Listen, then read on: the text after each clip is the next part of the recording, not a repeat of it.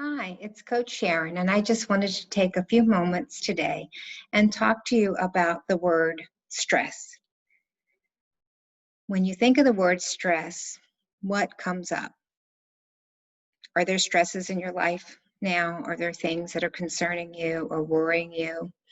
Stress is a big word and it incorporates a lot of things, but basically what stress is, it's any demand that's placed on your body. And I even say mind, which is of course part of the body, but sometimes it will start in the mind. You'll have, say, an external stress, um, the loss of a job, the loss of a loved one, maybe some financial difficulties, or just maybe life has changed. It's not the way it used to be. Your friends moved away, whatever. And so when you feel that sensation of loss or being out of control, it creates responses in the body. And that's basically what stress does. Stress is a load, it's a pull, it's a tugging. And that's kind of phrasing stress in the science world, which is where my background mostly is. But I can relate to that. Maybe you can too, because a pulling and a struggle that you would think of, of having a load on you, just like you would in, say, physics uh, terminology, um, that could be the same that happens to your body. You may feel that. You may feel that you're tired. You may feel that you don't rest as well, or that you just don't have the desire to do the things that you did, go for that walk because I don't have a job. So why walk? Overeating, just your behavior changes. So that stress or those loads that it places on your mind and body can cause certain symptoms for people. And it depends on the person. So I'm just going to back up a little bit and explain to you that there are external stresses like financial problems. Maybe your kids go off to school. Maybe you're an empty nester.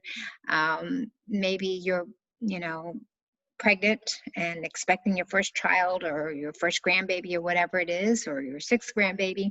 Those can be good stresses too, but they usually have a little bit different effect on your body. Usually you see things kind of positive and it's exciting and it's, at the same time, maybe makes you feel a little bit jittery or whatever, but you have a general good feeling about it.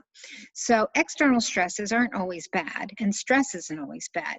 But sometimes when people tell me they feel stressed, they almost say it like they're not sure what it means. And so I hear people say, I'm stressed, I'm busy, I'm important. And that's kind of how it comes across. And I don't mean to be judgmental, but it's like they don't know how to explain it any other way. And I understand that because if you're very busy, um, you may expect to be stressed, but you should also expect that you can manage it. And that's where talking about internal stress comes in. Internal stress is how your body processes the outer um, event, if you will, or the outer experience. For some people, it depends on their genetics and how they were brought up, and their attitudes toward life. Some people were brought up in a very positive home, and so mom or dad or whoever the caregiver was, it's okay and it's gonna be great, and look at the rainbow, and don't worry about this setback. It's a setup for something great to happen. And others, come from backgrounds where everything was, oh, you did that wrong, you did that, not so great. You'll never get a job. You'll never be as good as so and so. You'll never make enough money to make ends meet or to buy your own home, whatever. So sometimes those learned responses stick with us, and you have to retrain yourself. So when something comes into your life now, I want you to start thinking about it.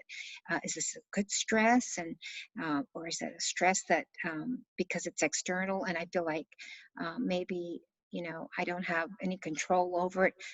do I really have to have control over it? You know, you can't solve the world's problems. You can be the best person that you can be and influence your world and your circle of friends and family and neighbors. But you can also remember that the way that you think about things has a big impact on how your body responds. So if you notice that you're not sleeping as well at night, or you're overeating or undereating or exercising too much just to, you know, stay busy, but then you feel fatigued or you don't like the results that you're getting, you just feel disappointed for some reason, take a look at that. Maybe journal for a little bit and write down what you're doing.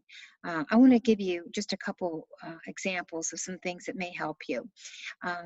And when you're going through stress, make sure that you're getting rest, even if it's just a nap during the day. If you've been laid off, you're unemployed, or you don't work, or you have time in the afternoon, take a 20-minute break. 20 minutes of rest or relaxation is equal to 2 hours of sleep. Now, that does not mean 20 minutes of just ruminating on your problems. It means just relaxing, just taking time to enjoy the outdoors, or your pet, or your child, or whatever it is, or some nice music. So whatever brings you pleasure for about 20 minutes, that's relaxing. Also, to eat well. Sometimes under stress, people overeat. They don't even know what they're eating. They pick crunchy, munchy things because then their brain can't think about the thing that's going on that they can't control. But if you can, try to make good selections. Plan ahead.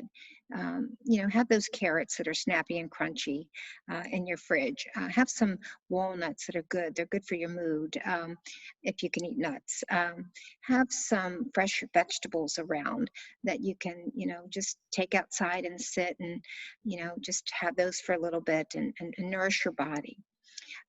You need that for yourself. You deserve that for yourself. So eat well. Maybe even cooking a nice meal for yourself or your loved ones will make you feel good and reduce some stress. So eat well, drink plenty of water. You know, some people like warm water. They don't like real cold water. Experiment with it. Some people like lemon slices or orange slices in the water, or frozen fruit in their water bottles when they take a walk. Mix it up a little bit. If you're not sleeping well at night, that's okay. It'll get better. Don't make it a big deal. If you miss one good night of sleep, it's not the end of the world. It's not so important that you get to bed the same time every night as it is that you try to wake up within about a half an hour to an hour of the same time every day. That's actually more important when it comes to sleep. So if you have a job that you have to get to, most of you will have an alarm set. But if you don't, and you've been going to bed at different times of night, and then you're waking up at all hours in the morning, late morning, very, very late morning, then try to just inch it back about a half an hour to where you're getting up at a good time in the morning to have some good food and maybe a walk or something outdoors, or whatever it is that you like to do for exercise. That's another thing, exercise.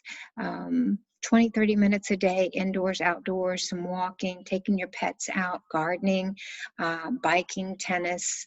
You know, if you have some free weights and you want to do some workouts at homes or videos, there's lots of things that you can do. But don't overstress your body with exercise. I see people that are having hard times with things and they're trying to work it out through exercise. And I've been a personal trainer for 20 plus years. You don't need to stress your body any more than it already is. So sometimes light exercise or moderate exercise is all you need. Don't worry about what other people think that you should be doing. Listen to your body. So think about some of those things that you can do to alleviate the stress. You can't control everything. You're not meant to control everything. That would make you God, I think. And we're not God. He is in control. So you can rest a little bit, take some things off your plate. And also, that could be figuratively and literally. Start looking at the food that you're eating. I do teach mindfulness as far as eating. There's some activities that you can do to start learning what you're putting into your body, and why it's important, and why you're eating, and maybe why you're overeating, that type of thing. And we could do that training if you want that. Just contact me, and we'll talk about that. Also, there's some breathing techniques that I teach, and with my background in yoga therapy, I know how to use some just guided meditations, also some progressive relaxation techniques that will help you, and some stretches, things to reduce the tension in your body and also in your mind. Sometimes if your mind gets relaxed and your body relaxes, sometimes if your body relaxes, then your mind relaxes. So we can kind of figure that out, because I think that everybody has their own relaxation style. Some people like soft music, and it's very relaxing. Other people just need no further state of arousal. And that's what stress does. It gets you into this amped up state of arousal, in case you had to run from something. But you don't always need that. And so when you don't need it, learn to bring down the pressure. Learn to bring down that sense of overexcitement. And those are some of the techniques that I can teach you if you reach out to me. I am not one that uses any of these techniques to control the mind. I'm not one that does hypnosis or other techniques that maybe some other trainers or health coaches may use, or people that are in yoga that may use. I believe in tapping into your inner being, and letting you decide what's best for you. So we can talk about that further if you have any questions for me.